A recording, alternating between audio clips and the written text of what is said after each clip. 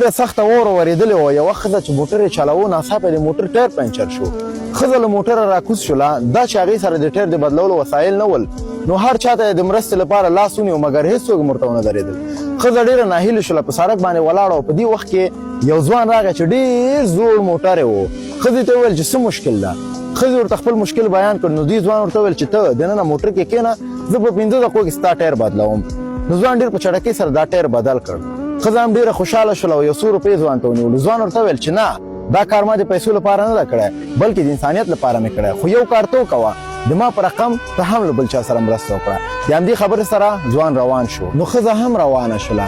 دا چې ښځه ډېره ستړې شوې وله، وږې شوې هم وله، یو رستورانت څنګ ته ودرېدله تر څو برګر وخوري.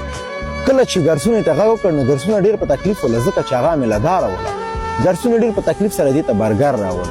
کله چې برګر وخوړه د بیل غوښتنه یې وکړله. ګرسونې بیل راوړه.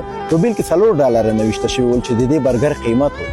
دې پیسې په بیل کې کېښودلې او ښځه ولاړله. کله چې ګرسونه راغلله بیل چې یې وکته، دلته په بیل کې $100 ایښودل شوي ول او تر څنګ یو ورقه کې لیکل شوي ول چې دغه $100 اضافي پیسې ستا او د میز لاندې مې یو 400 روپۍ درته نورې هم ایښي دي چې په هغې د خپله تداوي وکوه او زما په شان ته هم له نور سره مرسته وکړه. ګرسونه کور ته راغلل او ګرسونه ډېره زیات په تکلیف کې هم وله.